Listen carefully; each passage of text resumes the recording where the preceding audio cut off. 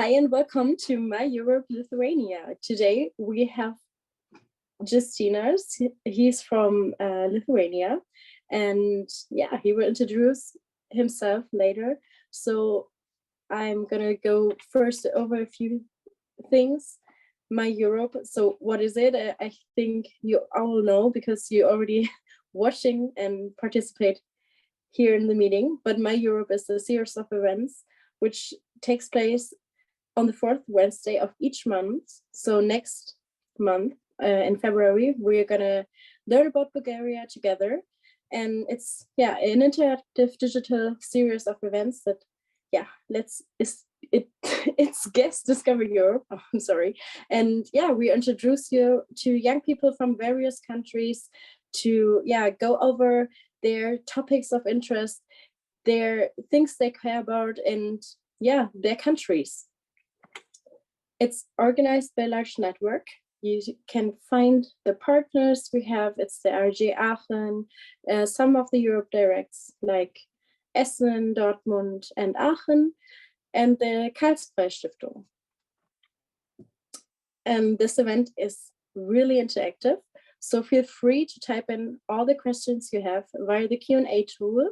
You find it on the sides of the screen.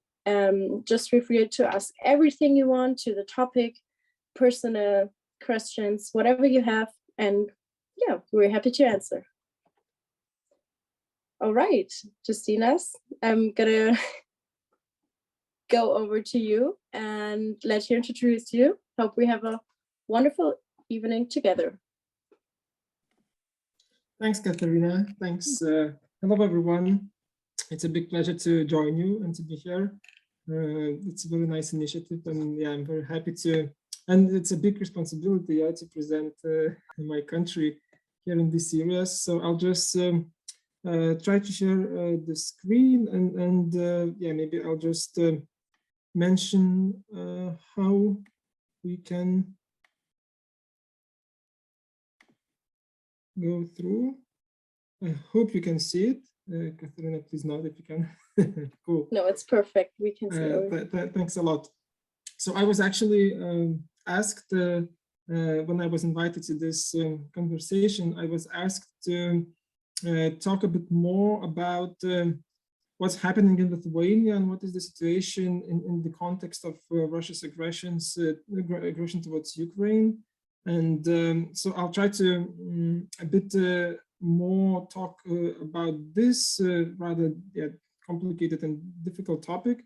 But before that, just a couple of slides to introduce the country itself and maybe some elements which will also later help to understand why, for example, there are certain reactions, why there are certain feelings, and so on and so on. And I'm really happy then to get your questions or comments and then have this discussion. So first of all, a few things about myself. So I'm a PhD candidate at Vilnius University in Lithuania, already in my third year out of 4. I'm working on artificial intelligence and how it changes security perception. And I mostly look at the European Union context and how the EU is developing its AI policy. And why I was approached again by you. So last year, I was one of the fellows at the Charlemagne Prize Academy at the Karlsruhe Foundation, which was a great honor and a great opportunity for me to also develop my research. So this is a great chance and highly recommended for those who are maybe thinking about their own research and future activities in your interest fields. In the past, I think 7-8 years, I've been involved in different, I would say, public institutions. At first, I worked at Lithuania's Ministry of Economy and Innovations, again dealing with the EU affairs. Then I moved to the British Embassy in Vilnius, where I stayed during the Brexit turmoil and on all that negotiation. And then now I currently work as a senior officer at the Dutch Embassy in Vilnius in the political team, mainly as a local political advisor to the diplomatic corps. So this also requires a bit of a disclosure that everything I will be talking today is my personal opinion, and it comes as my own insights or reflections, and has nothing to do with some kind of official positions related to my work. Yeah, because my PhD is, as I mentioned, is in the field of security studies, so I also have a background of political science and international relations. So yeah, I used to joke that it's not only about the education, but it tends to be a mindset, particularly when you are at I think it's already 8th year at university. So also my talk will be a bit of framed in that perception. So I also mentioned to Katharina, if there are some words or statements or whatever not necessarily clear, so just please interrupt, and I'll try to explain that. And yeah, so no surprise that I'm currently based in Vilnius, and yeah, trying now to maneuver between different things: PhD, work, have some nice hobbies, volunteering at the museum, swimming, and so on, so on. So I think that's all about me, and maybe we can just move to Lithuania. So just a couple of facts. Some of them are lighter, some are more concrete. So the population is currently around 2.8 million inhabitants. In early 90s, it used to be more than 3 million, but it shrank due to, of course, migration processes. And when Lithuania joined the EU in 2004, quite some people from different backgrounds, from different professions, they moved across the EU. The UK used to be the top one destination, but again, after Brexit, it changes. And I think Germany is becoming one of the trendy places to go. Though this migration process is slowing down, and I think in the past 2 or 3 years, the tendency is actually the reverse. There is more coming back, and yeah, immigrating back, if I can say so, rather than leaving the country. So yeah, so I think it's a positive tendency, though. Lithuania, as other European countries, I think, are challenged by the aging society and a need for some long-term solutions about that. In terms of ethnicity, so it's very mono-ethnic country. 85% are Lithuanians, or identify themselves as Lithuanians, and we have rather small minorities of Polish, Russian, and Belarusian ethnic backgrounds, for example, compared to Estonia and Latvia, where Russian minorities are significant in terms of their numbers. In Lithuania, it's only about 5–6%. And of course, but we will talk about that later, because of the situation in the east, both in Belarus and in Ukraine, in the past 2 years, yeah, we have received quite some people from these countries, and they are finding home in Vilnius or across the country. So this composition might change slightly as well. In terms of the language, I put that point because it's pretty unique. It's one of the oldest surviving Indo-European languages, and it's hard to learn. And I'm very sorry for all foreigners who try and aim to do that. And it's also an important point that because when we discussed with Katharina, so she mentioned that it's important to say maybe what you can't read on Wikipedia. So I think it's also this language moment that if you want to mess up with Lithuanians, to make them mad, so you then should ask or say that we speak Russian. So it's not because languages are so different in terms of the alphabet, pronunciation, wording, and so on. It's completely different language families and the way we communicate. And this is the same case both for Latvia and Estonia. So actually, we all have different languages, and in the case of Lithuania, it's pretty unique. And could you do us a favor and speak some Lithuanian just for introduction or something? Sorry, I missed the question. That you can speak some Lithuanian, just like to show off the language.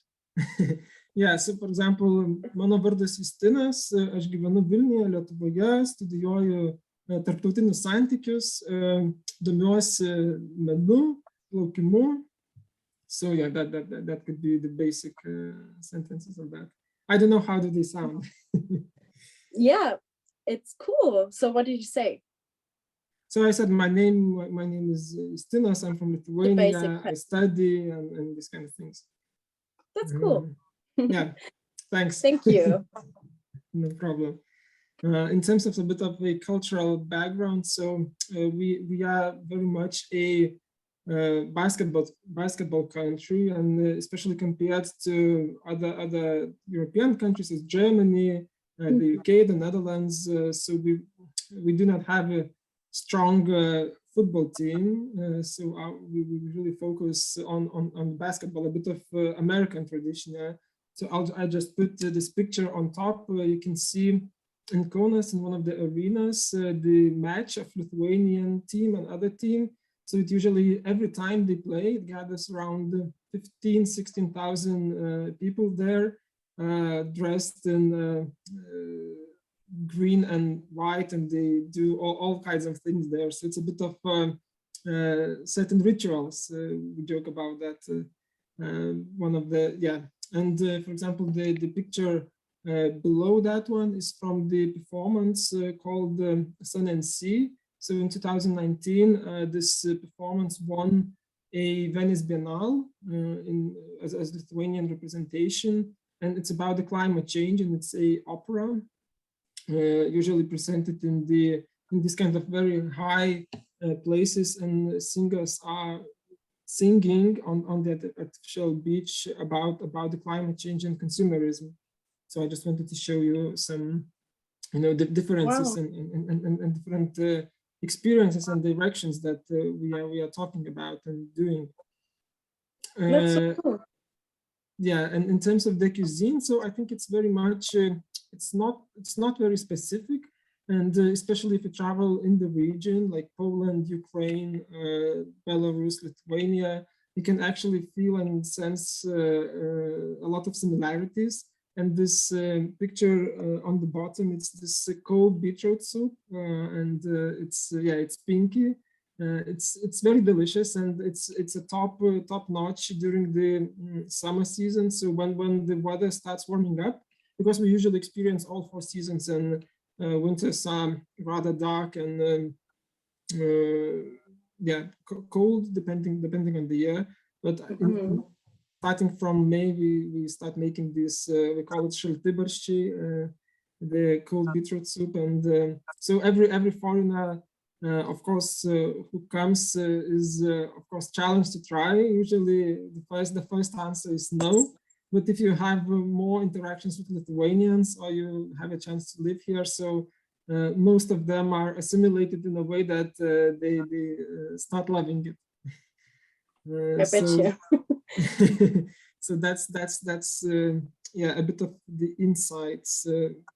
And yeah, so we have a semi-presidential political system, meaning that we elect the parliament, and then the majority, the coalition, of course, has usually a prime minister. Usually, yeah, in Lithuania's history, no party has received a complete majority, because the parliament is 141. So in order, you need to at least 71. So it's usually a multi-party coalition. And also separately, on top of that, we elect through the direct elections the president, who is responsible on security, foreign policy, like external engagement, to put it in a broad way, which also creates, so this system sometimes creates both advantages, but also some, because of checks and balances between the institutions, but also certain tensions and power struggles, as you can imagine. And like in general, I think particularly I'm warming you for the later conversation, for the later part. I would say that yeah, Lithuania identifies itself as a small country, as a small state, meaning that we are in the region, usually, especially from bigger countries treated as Baltic states, as one, but countries are pretty different and also sometimes competing on certain issues. So yeah, there is this self-identification on being a small. That's why it's so important for us to be a part of NATO, to be a part of the EU, to be a part of other international organizations where we can rely on international order or rules-based system that we can follow up, and also it has certain structure, like for example the UN or others that despite the fact that we are small in terms of geography or population, we actually can have a voice through the procedure as other countries. So this is where we stand, and we trade a lot, and we try to trade a lot. And for example, Germany is the first trading partner for Lithuania, and yeah, we constantly try to attract as much investments as possible. So, for example, we are very happy that a huge factory of Continental and Hella are in Lithuania, and they are planning to expand. So this is how we try to build these networks and relationships through different elements.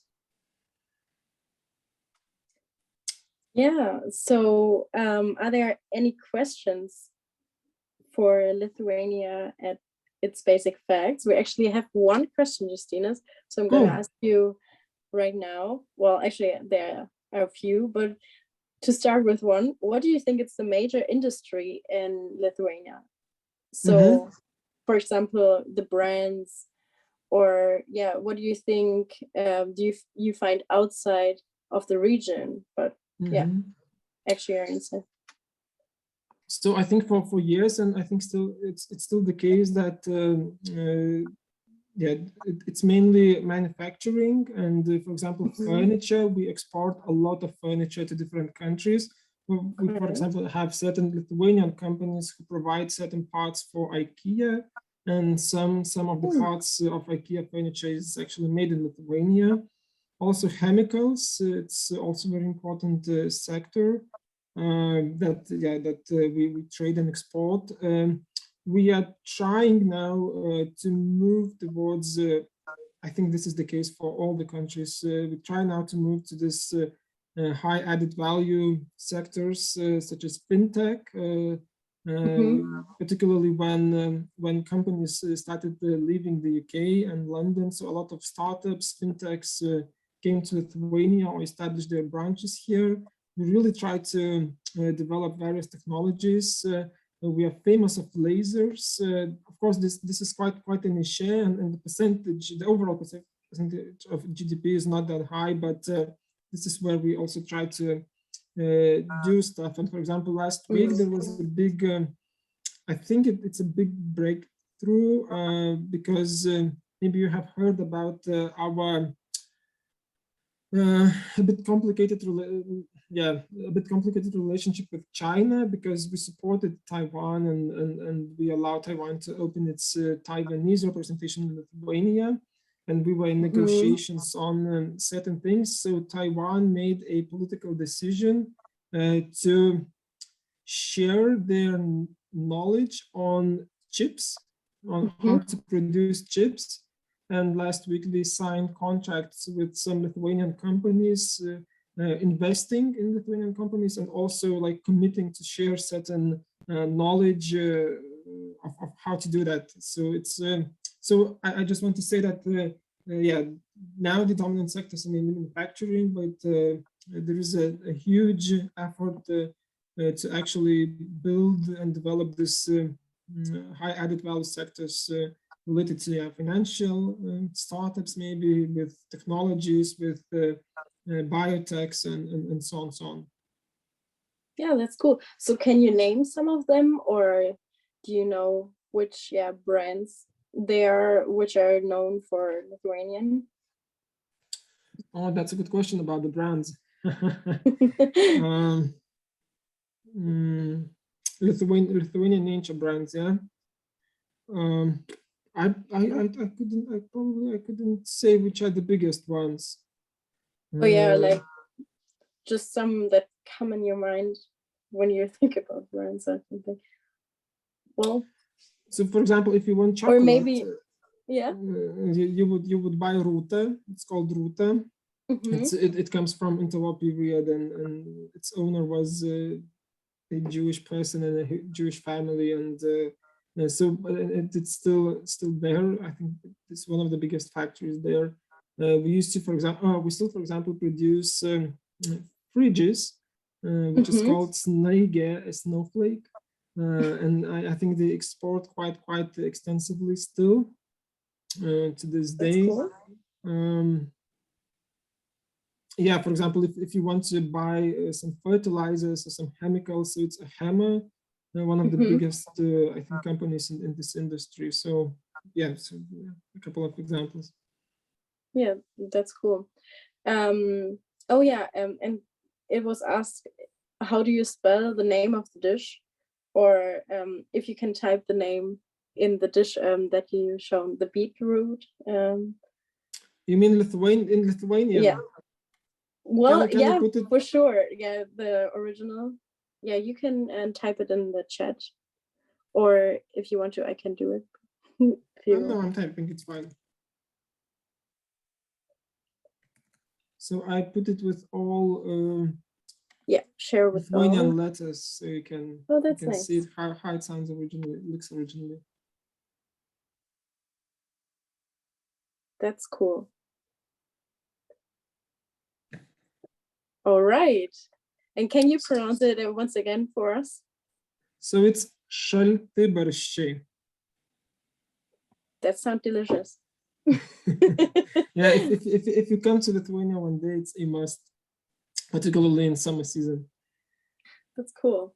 Well, thank you so much. I think there are no more questions, so please go on. Okay, thanks. Okay, it's not changing. No. Oh, yeah. Oh, so I also wanted to show you a bit of a background of Lithuanian history, which I think it's also very relevant, particularly when we will be speaking about the current security challenges. And I put it as a gene of freedom fighters because, to be honest, like thinking and reflecting on Lithuania's history, we can actually see that independence, if we talk in modern terms, like independence or democracy or freedom, it was never given, and we actually needed to always get it back or get it to ourselves.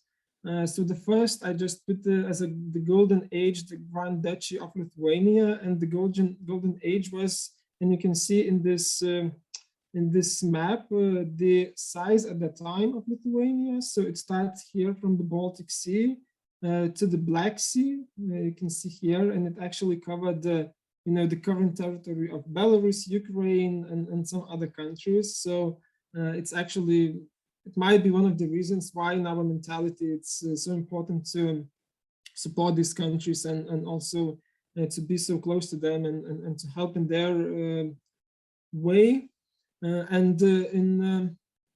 As we went then moving towards more Polish-Lithuanian Commonwealth, then of course the entire country was split, and from 18th century for almost 200 years. So we were a part of Russian Empire, and only after the First World War we managed to gain independence when the first Democratic Republic of Lithuania was established, and its borders were mainly I think mainly the same as we have now. But in 20s, Poland occupied Vilnius and Vilnius region. So for that period, from most of the interwar period, Vilnius was a part of Poland, and then the capital was moved to the second city, Kaunas, and there was always this saying that we won't come down without Vilnius back. So this is a bit of a constant struggle, and of course when the Second World War started, so in 1914 the first Soviet occupation came, then in 1941 Nazis came, and then in 1944, Soviets were back for the second occupation. So I think for this story, this Yale history professor, he famously said that this region is like bloodlands. Sorry, Timothy Snyder said that. So I think it illustrates the horror that different families and generations saw and experienced, and I think we are still trying to observe and absorb, and trying to reflect on what actually happened, and from deportations to the Holocaust to, of course, massive killings, then KGB activities, and so on. That was quite a dark period. And as you can see, also this resistance of Forest Brothers. So when Soviets were back for the second time in '44, the former official Lithuanian army, joined by others, usually by young farmers, young guys, they just went to forests and tried to do this, some kind of unofficial or underground resistance, which lasted for 9 years, and also with a lot of victims. And it was actually in '53, it was completely destroyed, and then the occupation went on. And in 1990, we got our independence back. So we don't say that we announced independence, we reinstated or re-announced, because we relied on that tradition from the interval period. And just a couple of weeks ago, on January 13th, we also celebrated. A few comments about the pictures. So here, this building, you can see it's from Kaunas. I mentioned this temporary capital city of Lithuania. So actually, when the capital was moved to Kaunas, so it was like a suburb or like a village. But it was such a big endeavor to move on that in a couple of years, they actually created a European level city. And you can see here the Philharmonia, just erected, I think, in 3 or 4 years, a building like that. And last year in 2022, Kaunas was one of the European capital cities. So that was a big recognition for the city. Here in this picture in the corner, so you can see it's from the Baltic Way. So it was done in 1989. So when all 3 Baltic countries, from Vilnius Cathedral Square to Tallinn, they stood hand in hand and made a human chain through all 3 countries at that particular time. We were still a part of the Soviet Union. It was still occupied. So that was as a protest to this famous Ribbentrop-Molotov Pact signed in 1939, which was dividing parts of Europe. And then so that was actually the case how Lithuania was, according to that plan, and other Baltic countries, according to that plan, were supposed to become, or were supposed to be occupied by Soviets. And then in this last picture, as you can see, there's a huge crowd in the square. So it's not here, but like here, there is our parliament. And in 1991, January 13, so there was an attack by Soviets. They tried to retake Lithuania to stop this independence movement.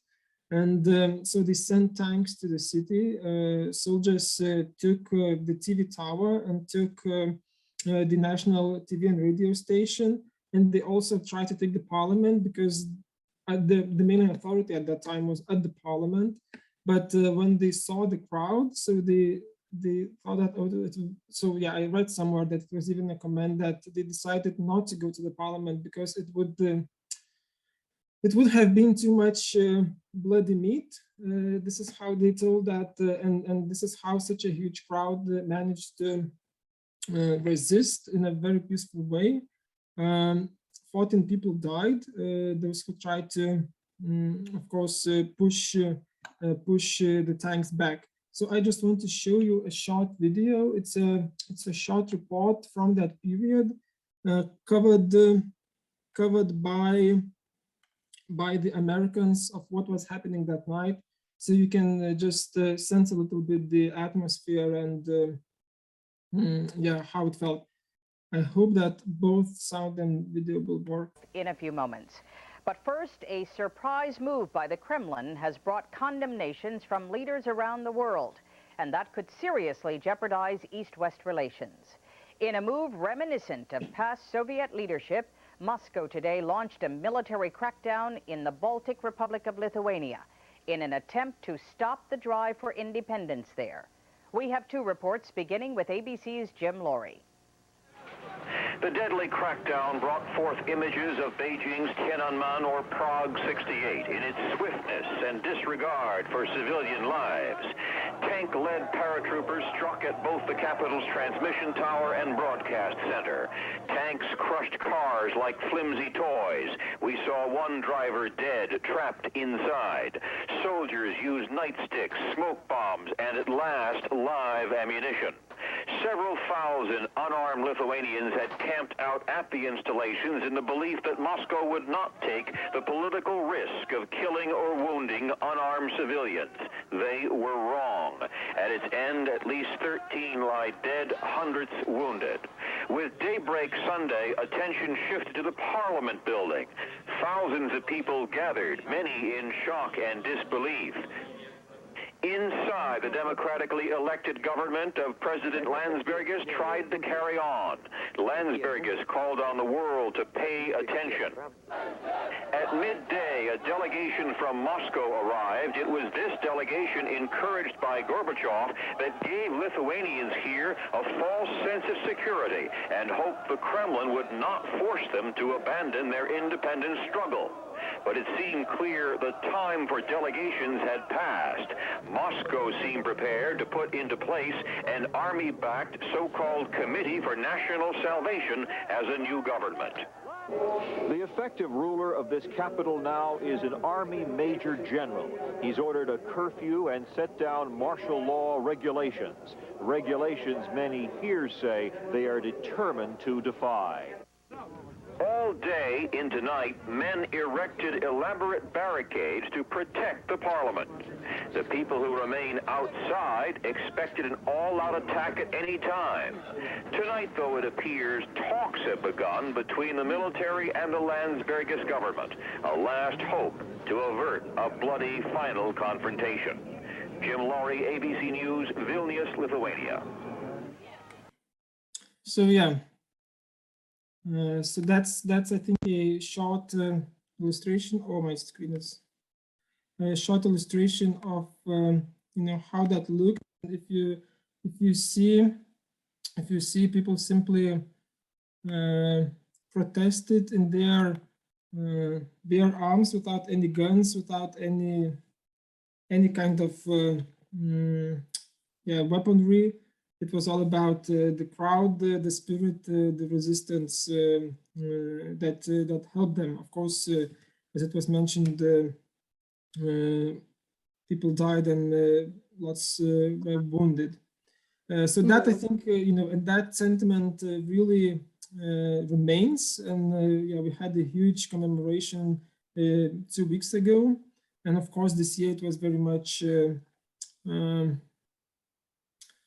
Also very much so the emotional, I would say the emotional element was even more charged because of what we've seen in Ukraine through the past year, and that really, I think that also keeps the spirit and keeps the element of such a huge support from the Lithuanian side towards Ukraine. But I will talk about that a bit later.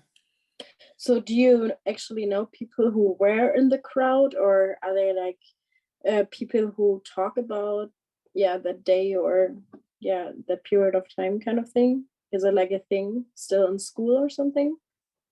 Yeah, it is. It's usually a commemoration across the country, and and because yeah, it was 32 years ago, so quite some people were there, and they are still alive, so they share stories, and especially those who were, for example, young or still kids, because there were different kinds of people there, kids, women, men, and so, yeah, there were a couple of nights, and particularly that night between the 12th and 13th, when the tension and the situation was the worst.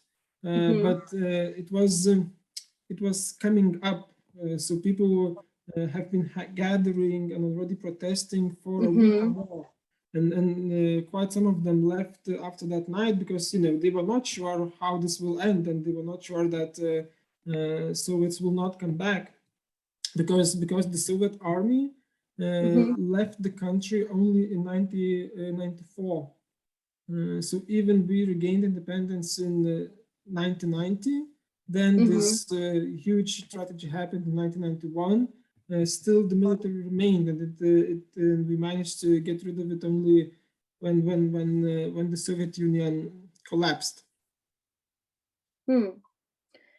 Well, to move on to another topic, the topic before, there was another question about the situation. So, but just if you're done with the historic part of the presentation, or do you wanted to talk more about the history? It depends. I mean, if there's a question, so I'm happy to answer. No, the question is about the relationship to Taiwan. Do you think it's been benefiting or hurting the Lithuanian economy? What do you think? Yeah, so jumping to that topic, the trade relationship between Lithuania and China has not been very intense. I think the numbers, especially comparing to other countries, they are rather low. Of course, there are some companies that have been exporting or importing or have been in touch with the market. So I think the initial assessment from the Lithuanian side was, okay, if we move forward, because we left the 17+1 format created by China, because it was dedicated for Central and Eastern European countries, and that the +1 is China, and then China suggests various investment opportunities. For example, even in Lithuania, they wanted to get a controlling package of the port, Klaipėda port, and these kind of things. So at first we left that format, and Lithuania was the first country to pull out of that. So that, of course, triggered some anger. But then, of course, when the Taiwanese representation in Vilnius was opened, that was again even more tension. So what China did, China took out Lithuania from customs system.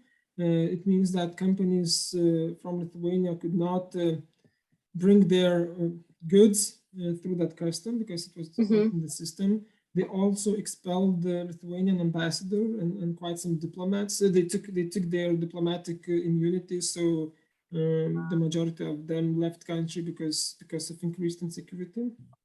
Okay. And I think, and the most complicated thing was that reportedly China started pressuring international companies, which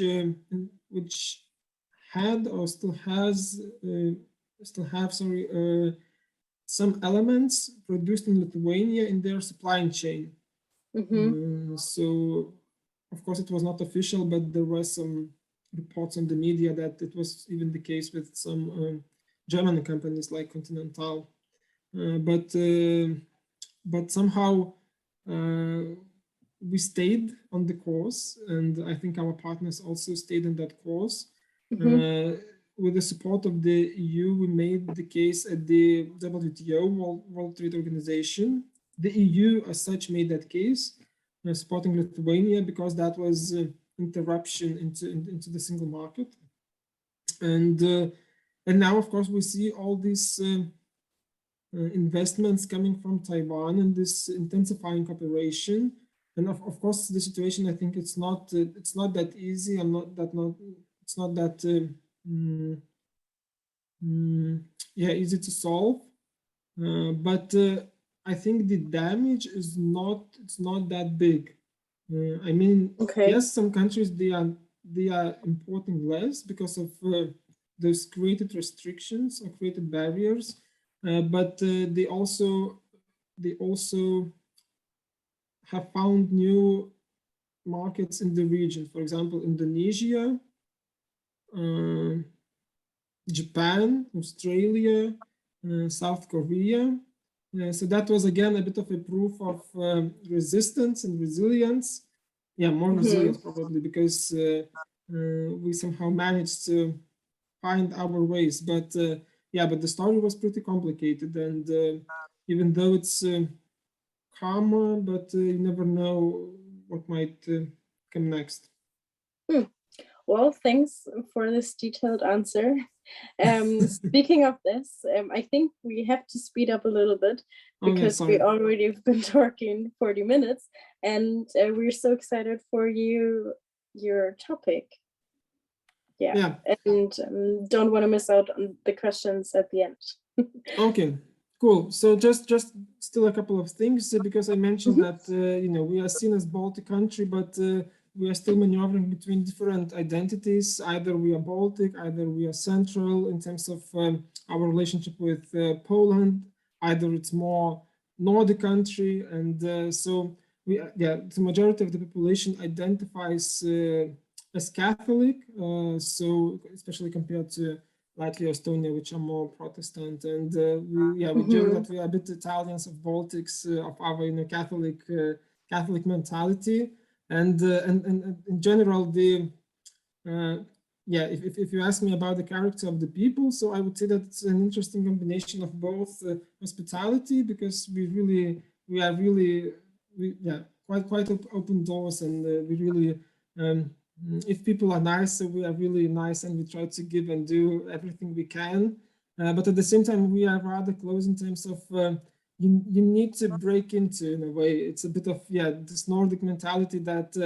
What do you mean by that? I mean that if you approach Lithuanians, they might be a bit suspicious at first. It might take a bit some time to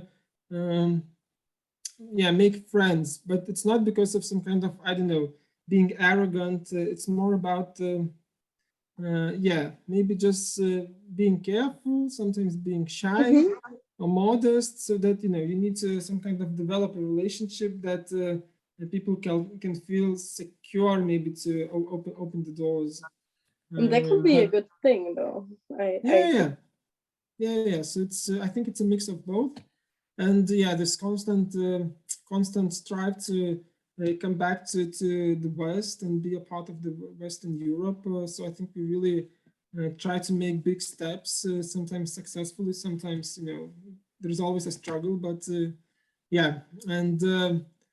though we have this Klaipėda, which used to be quite a German place, we I think still thinking about the seaside element is not necessarily fully taken into our mentality, which is also something to develop or to find out. And as I mentioned, a bit of this historical context, but especially now in the context of Russia's aggression in Ukraine, you can notice this re-emerging warrior mentality that we are ready to fight, and there is this picture with those soldiers. So it's a riflemen's union. It's a volunteer paramilitary organization where people join voluntarily despite their background or age, and during weekends or evenings they train, for example, how to resist in case of war, for example, to reinstate this forest brothers, or for example how to provide medical support, logistic support, but in this kind of a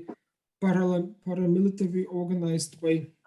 So I just also put those other pictures here. You can see very Baroque-ish church, because Vilnius is famous of its Baroque architecture. So if you come here, you definitely need to walk around and see that. And this is a nice example of modern art museum, like a new sign of this Western country, country mentality, which was donated by the family and their private art collection, and they usually attract a lot of people, and I give volunteer tours in there. Oh, that's nice. Nice. So And what just yeah. sorry, Yeah, what is it like, that museum? so it's modern art, and the collection Lithuanian artists from 50s to today, but they also have thematic exhibitions. They change every 6 months, and for example, now we have a nice combination of the Dutch Museum and the Lithuanian Museum, two collections of different traditions, and how they differ because they couldn't meet during the Cold War period in this iron curtain.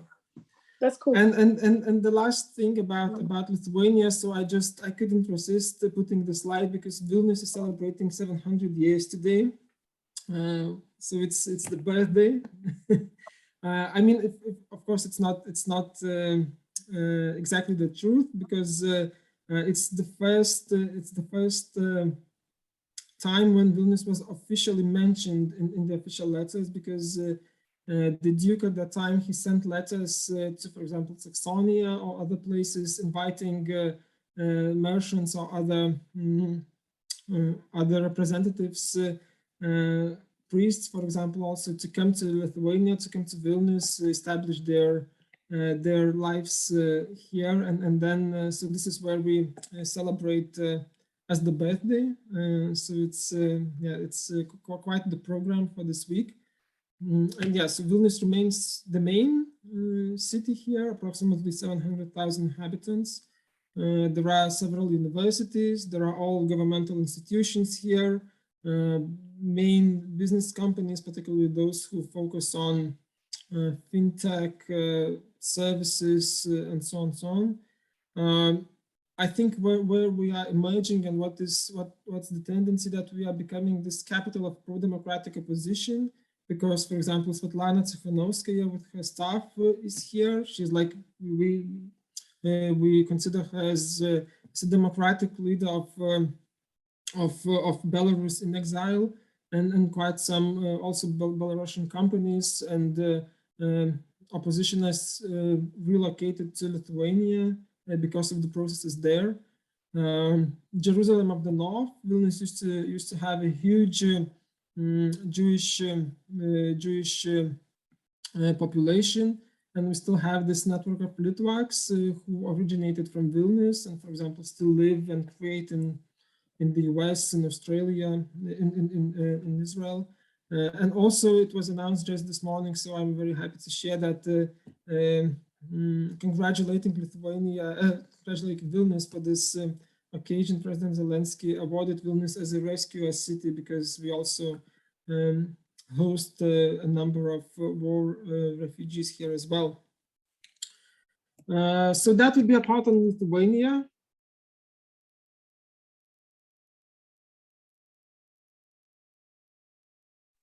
I think there are no more questions right now. Yeah, I think it's a wonderful presentation you did, and you got already, it's already been said in the questions that your presentation is really cool, and I think the pictures really show the country. Well, thank you so much for sharing. Thanks, and just if you come, so there are these a must sites. So this is Trakai, it's close to Vilnius, so you can see it's a castle on the lake, and this is we call it Kuršių nerija, very German place. For example, it has a summer house of Thomas Mann, and it's in between the sea and the Laguna, so it's a top place to visit if you come here, and there are a lot of German tourists there. So I think I can just move on, yeah? Actually, there just come a lot of questions. So first of all, the digitalization.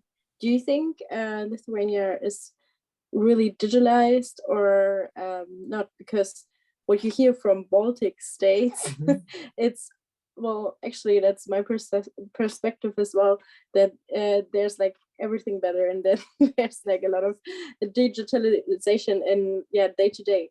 what do you think about that? I would agree with that, because there are a lot of public services that are digitalized. For example, you can register to a doctor using a one joint system.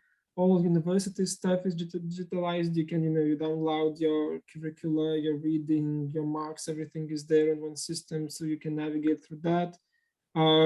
Yeah, different things from police, to medical services, so on and so on. You can do most of the things online.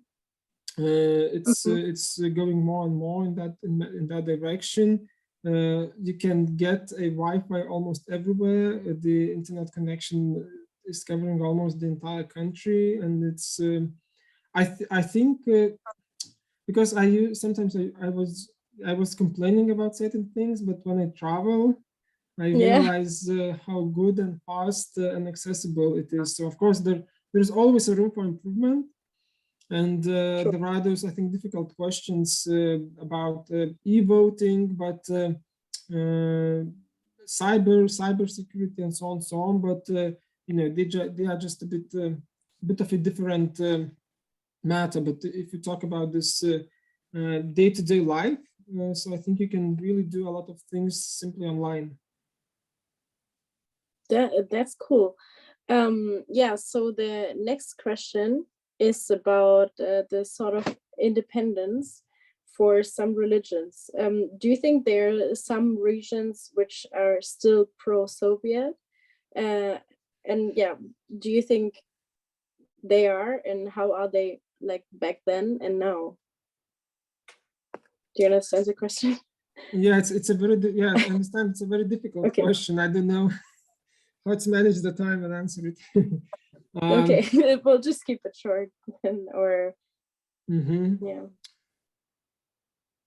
I think the thing is that it's not necessarily related to the ethnic background, because there are even some Lithuanians who still remain nostalgic about Soviet times, and probably there are different reasons for that. Maybe they were young at that time, and that's why they now think that it was a cool time, or they got a flat for free, and now their kids need to buy it. There might be different reasons for that.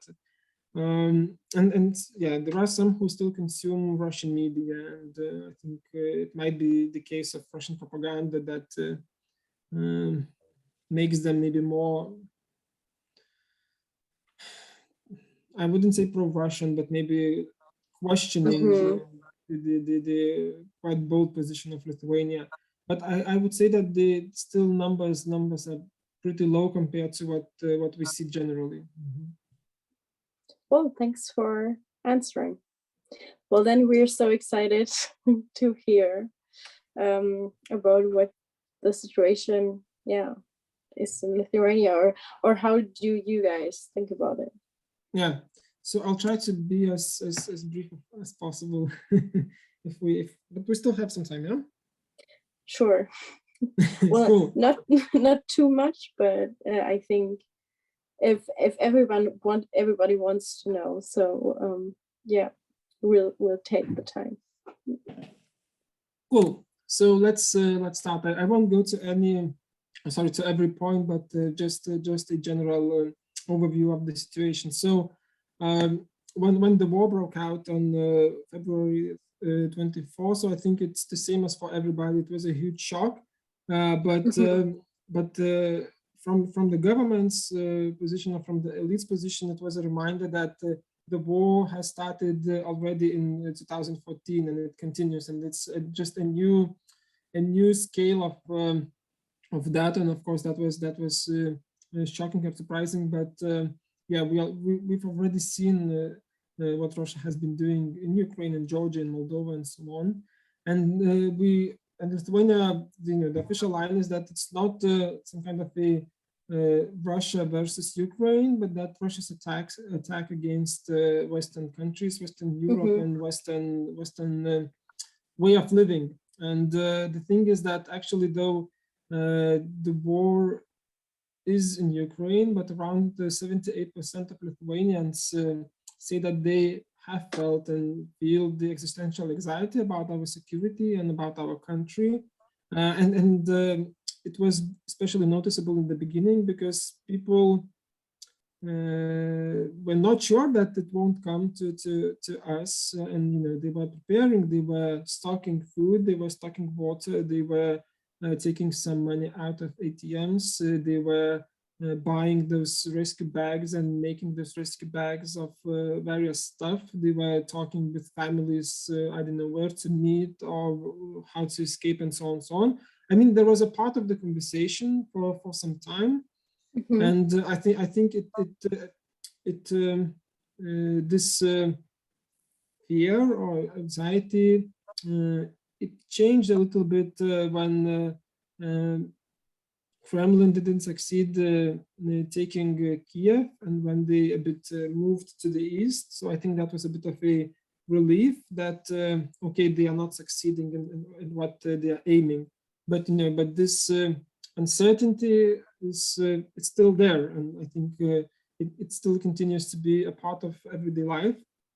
And I just want to show you a short video. So unfortunately it's in Lithuanian, but just to explain to you, so the Ministry of Interior just released a PR campaign. It's on TVs and everywhere, saying that you need to be prepared, that you need to have a plan with a family where you meet, you need to have a evacuation bag ready, you need to have contacts and whatever. And it uses the concept of basketball, and they try actually to educate the society in that way, that we need to be ready for any extreme situation.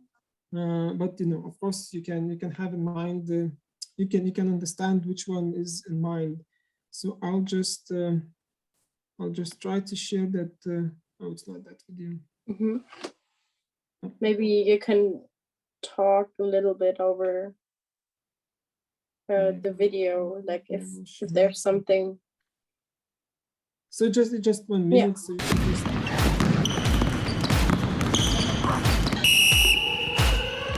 Okay, it says that you have 70... Turim 72 valandas. Atsilaikysim, mums pavyks. It says that you have 70 hours, but you will manage to survive, you will manage to resist, so you need to have a plan what to do. I think we can't hear you. Can you mute the video? Trečias, pasirūpini išvykimo krepšiu ir atsargomis. Toliau. Visiems parodai kelią į saugią vietą. Visi suprato. Čia svarbiausias mūsų išbandymas, bet nepanikuojam. Darom pagal planą ir mes laimėsim. Ekstremalių situacijų metu laimi tie, kurie turi stiprią komandą ir aišku veiksmų planą. Sužinokite, kaip pasiruošti nelaimėms ir kaip elgtis jų metu svetainėje lt72.lt. Esame komanda, turime planą. Mano išradimas prieš nemalonius. Sorry. Okay, I'm sorry. We couldn't hear you. Right. Oh, no problem. I just very shortly. So it says that we are a team. We have a plan, and it's mainly about that we have 72 hours, and we need to prepare. You need to have a evacuation bag. You need to have a plan. You need to follow what's on TV and so on and so on. So it actually circulates now constantly to make people ready. So, but where do you think it's coming from? Like, why are people like more afraid of that? I think from the government's point of view, they want to educate people. So how to be ready, how to be prepared, and in case of any kind of emergency, that they do not panic, but they actually have a plan. And they are actually ready, and I think it is pretty straightforward that you need to be ready. Yeah, it's not theoretical. It's not necessarily about the war. It might be a nuclear leak because we have this Belarusian nuclear power plant just 50 kilometers from Vilnius, which is you never know how safe it is. So there are quite some elements that I think they try to make people think. Yeah, it's interesting because is it like more popular in general that Lithuanians are like more careful, or do you think it's just like the government's way to go? I think it goes both ways. Okay. I think it's also a desire from the society to know what to do. This is how, you know, specialists and experts put everything into one, because if you go to that site that was advertised, so you get all the instruction and you get all the steps what you need to do, how to be prepared, yeah, and how to, for example, evacuate, how to find the public place in case of evacuation, that you can get water and these kind of things. I mean, that's really good. Talking about future and digitalization, I think you're good prepared as well. Yeah, we'll see. Hopefully we won't need that. Hopefully. Yeah, but it's Fingers better crossed. to be prepared, I guess. Yeah, hopefully. Keep fingers crossed. So Lithuanians to action. So when it all started, so there was so many initiatives, there was so many protests, and they all came from the society. And I haven't seen such a unity and such a support in my lifetime. So it's really impressive. And I just put some images from those different protests. And for example, this is Vilnius municipality. And they put the sign that Putin Hageg is waiting for you, and they wrote the same. So this is the road to the Russian embassy. So they also wrote down this the same statement there. Here you can see women protesting against the rapes. This is the very famous Lithuanian author. She writes historical novels, and you can see she was also protesting there. And I just want to show also one very short performance. So it was created by a group of artists, and also our superstar swimming Olympian champion. So what they did, they colored the pond in front of the Russian embassy in red, and that Olympic champion Ruta Meilutytė, she swam through that pond, so it's also called swimming through. So I'll just open it. No, didn't work. You can see it, yeah? No, we can't see it. No. Yeah, so right now we still see your presentation. Yeah, there it is.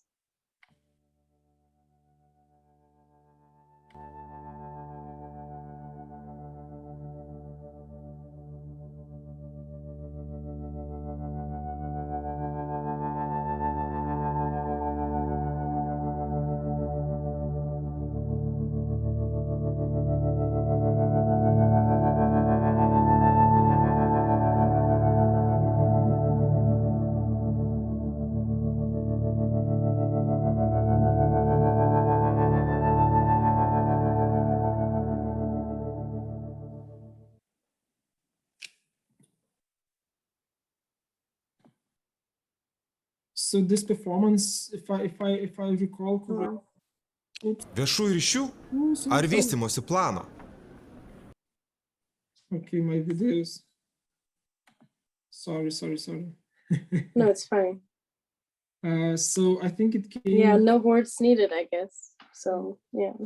Yeah, that video, it was released, if I recall correctly, after Bucha. So it was extremely powerful, and this blood sea there. Yeah, but we not only protest, we also do. So in terms of, and this is covered in terms of the society. So what we did, we collected over 50 million euros of various donations to NGOs and funds who do different stuff, humanitarian, military, and so on. One of the most interesting things were initiatives to collect money for the drone, Bayraktar, the Turkish drone, and also some drone kamikaze drones. I think they were, I think they already bought. So approximately 8 million people were crowdfunded just by citizens, which was, and I've read some comments also that people said, okay, I'm completely for the peace, and I've never thought that I will do that, but I'm giving money to buy lethal weaponry because, you know, this is the goal. This is to win. Also, so you can see this Bayraktar with some Lithuanian marks on that, and you can see the crowd taking pictures of it. So when it was presented to the public. Also buying generators, because now, of course, of the winter situation, we collect money for generators. We put them in buses. We bring them to Ukraine. Also clothing, various humanitarian support. Before Christmas, there were a lot of initiatives to create these kind of candles and send them to the front. Then soldiers in their trenches can a bit heat up and can keep warm. So a lot of different initiatives when refugees started fleeing. So there was created an online network when people registered for example, their private households, summer houses, and so on, and they just allowed the Ukrainians to come in. So the government almost didn't need any like public places, public housing. Around 90% of them were taken by private people in their households. So it was, and it still remains a huge support, a huge amount of very initiatives. Everybody in different field, either artists, museums, or companies, they try to produce something, they try to donate, they try to collect money and give to those key NGOs that then bring stuff, buy stuff and bring to the front. So it's amazing. It's really, and it still remains very, very active. And this is also the picture of a slide of other protests of this moral support.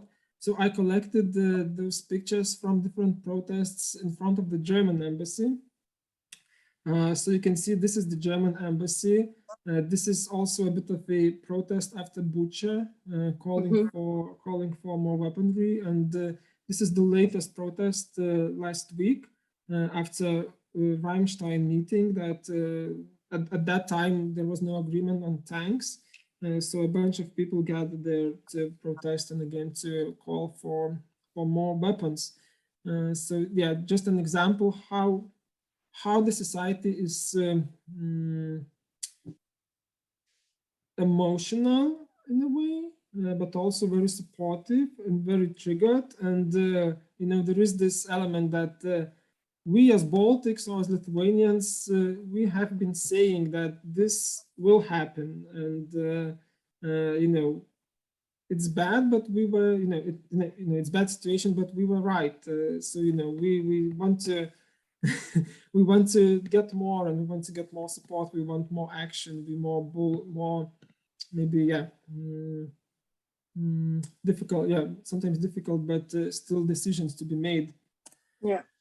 And this also, yeah, quite some numbers, but in general, it shows that you know, a significant amount of people, they support Ukraine and support those who are in that working in that direction, you know, either because inflation rate is huge. During the summertime, the inflation in Lithuania was 24%, but you know, we understand that it's because of the war, it's because of energy prices. And as you can see, people are still supporting sanctions, they are supporting humanitarian support, they are donating. And you can see the dynamics of favorable countries, which is Poland, Germany, of course, major Western partners and major countries, and what is about those who are in the east from us. And yeah, so half of the population contributed in that support in any of the ways. And even psychologists, when they now comment about the situation or when they comment what's going on, so they actually say that yes, we do not have a active front in the country, but the psychological state of the society is being at war, and you can actually feel that in the way people are mobilized and the way people still talk about that, communicate about that, follow the news, how they, you know, arguing about tanks and whatever. So there are just a couple of slides, because Lithuanian army trained Ukrainian soldiers in the country. Also flags everywhere. This is the iconic statue in the center of Vilnius. So usually, yeah, if something important is happening, so these three crosses are colored in that way. So for the past year, it's in Ukrainian colors. Yeah. Wow. Okay, so moving on about the country, because I just try to create a bit of a picture of the mood, of the sentiment, and then what it comes about the security. So of course we have we are NATO members, and we believe and we trust in Article 5, which is about the collective defense. And we have this enhanced forward presence battalion led by Germany. So it's 1,500 soldiers. So around 1,000 is German soldiers, and the rest around 500-600 are from other European countries, the Netherlands, Belgium, Norway, Czechs. So it's a multinational contingent. So you can see a picture from there. And from the Madrid summit, so there is this agreement that eastern flank will be strengthened by establishing brigades, meaning that we move from around 1,500 to 5,000 soldiers probably placed, but it's a huge debate now. Either it's placed or ready to move. And also the US promised some permanently rotating battalion in the country as well. So I just want to show this video. If we still, I hope that we can still do that. Yeah, a lot of videos today. Yeah, sorry, I think one more I, video is okay. Yeah, and just for the audience, so please go ahead, ask some questions for Justinas. Right now he's here, willing to answer, right? Yeah, I just want to show this. Yeah, maybe not the entire video, just a short part. Germany has begun deploying more soldiers to Lithuania as part of NATO's move to boost defense of its eastern borders. Russia's invasion of Ukraine has rattled nerves throughout the formerly occupied Baltic states. And Lithuania, which is a NATO member, shares a 270-kilometer border with Russia and fears Russian aggression if the war spreads beyond Ukraine. DW's Kilian Baya has more. Rolling off the boat into NATO's most vulnerable region, Staff Sergeant Max, whose last name we've been asked not to give, is providing security for the Bundeswehr's new forward command element in Lithuania. It's the headquarters of a German combat brigade with up to 2,500 soldiers. These soldiers that Berlin is deploying to Lithuania to bolster NATO's eastern flank are a direct reaction to Russia's war of aggression against Ukraine. Max is a deputy squad leader on this armored personnel carrier, part of one of Germany's armored infantry brigades. So yeah, maybe I will not continue the entire video just for the sake of time, but yes. So it's actually, yeah, what I wanted to show that it's so much welcomed in Lithuania. And can you see the slides? No, we still see video. Okay, yeah, let me share the slides. Yeah. Okay, Yes, now we can see the slides. That was the last one, yeah. So it's really welcomed, and we really expect that the brigade will be physically located in the country, but it's still a part of the discussion. The defense spending was increased massively to 2.5%, which is compared to other countries. I think we are now in top 5, depending on the percentage of GDP of that. And so what it makes tricky in terms of the security situation, because on the one side, so we have this Kaliningrad Oblast, this small Russian part on the west of the country, and on the east we have a huge border with Belarus, which is now de facto controlled by Russia, and there is this huge unpredictability how this might happen. And I assume that you might have heard about the Suwalki corridor, which is a small land share between Poland and Lithuania. It's 80 kilometers, and it's actually the only land part combining then the Baltic countries to the Western Europe. And this is the huge significance of it, and the security of it is it's the most important. And I just collected some, you can see in the slide from the summer, various articles which describe the situation or the challenge of that Suwalki gap. And famously, Politico stated that it's the most dangerous place on earth. So I'm not sure about that.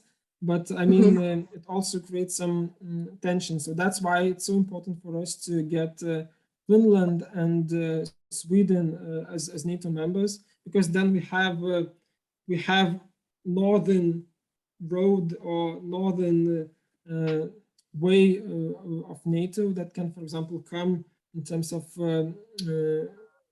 attack, and the Baltic countries are not then cut out from the Western members of NATO and their supply. Yeah. And just heading to the end, just a couple of elements that, yeah, the future is uncertain and unpredictable, and I think we really live in that motion and in that sentiment. And as I tried to show you, that this urgency and the need for preparedness is still in place, and we really expect that those promises and commitments that are in treaties or in declarations in terms of summits, that they would actually work. And I think this is also always a part of the discussion, how to make that even stronger, bolder, and so on. And this is, and also as we discussed about Vilnius and Lithuania, there is this a bit of a idea of being a crossroad between West and East, meaning between the democracy and autocracy. So of course, we can discuss, is this the case or not? But this is also, I think, a bit of the mindset and mentality that we are moving, particularly in the current security situation. I wanted to, I don't know, but maybe we don't have a time. I just wanted to do a small slide though about how do you feel about the security situation in your country. But Katerina, if we don't have time for that, so it's perfectly fine. Well, I think we could do it as a good ending, your presentation, because I think there are not a lot of questions left. So let's do that, and then yeah, we finish. So the audience just has to go on slido.com and type in the code, and then we can all participate, right? Yeah, and just write one word. What do you feel about the security in your country? And we should get a word cloud, and I'll show you the results. Yes, so yeah, we just put it in the chat, so you can click on the link or type it in your browser and then enter the code. Yeah, which is, I can just say it, 4021 316. And then we should be there. Hopefully. Yeah. Right. Oh, okay. You can't see it because I have the yeah, but yeah, I'm there, so I'm gonna enter a word. Let's all enter a word. So I'll just share with you. Yeah, can you share the polls? Yeah.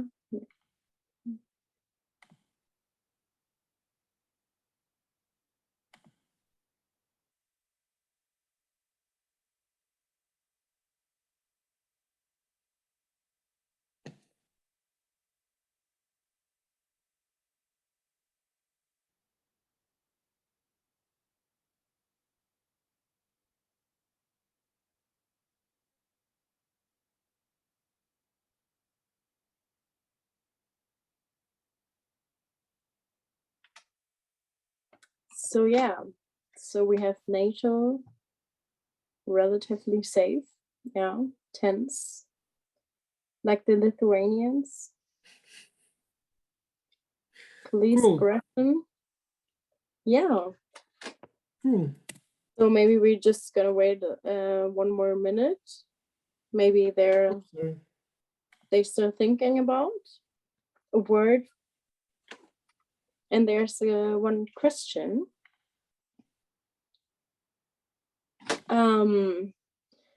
Yeah, so the question is, do you think Lithuania is sustainable? So what about the CDG and ESG? Like, yeah, that's a very broad question, because sustainable goals, they also are targeted to various fields, also human rights and climate change and so on. In terms of climate change, I think we are still learning what that is, and I think it's also a matter of prioritization of different challenges, because it's very much, as I tried to show, it's very much focused, particularly now, on security matters, and even on this physical security. And climate change is somewhere there, and of course we are in the, especially if we talk about Fit for 55. So we are in the group of those who support the goals. But I think we try to engage that through the EU agenda, but not necessarily very actively on a domestic level.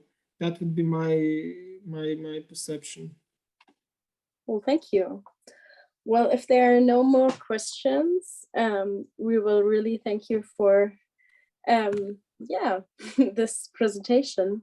Thanks so much, Justinas. Oh, you put in your Twitter and your LinkedIn. Yeah, so thanks a lot. If I just thanks a lot, yeah, and if you want to keep in touch, please find me. And I also put the small blue yellow logo here, so if you are willing to and you would happy to join the fight and support, so just go there and you can donate from very small amount to whatever you want, and that could be also a sign of a friendship. Yeah, for sure. So thank you so much, Justinas. It was a wonderful presentation. We could really relate to what you were saying. And thanks for the audience. Thanks for your questions, which were really good. Hope to see you next time. So a lot of thank you questions. And so hope you see you next month to book to February. And that was my Europe direct. So thanks a lot. Thanks a lot for your time. Yeah. Bye, Justinas. Bye, everyone.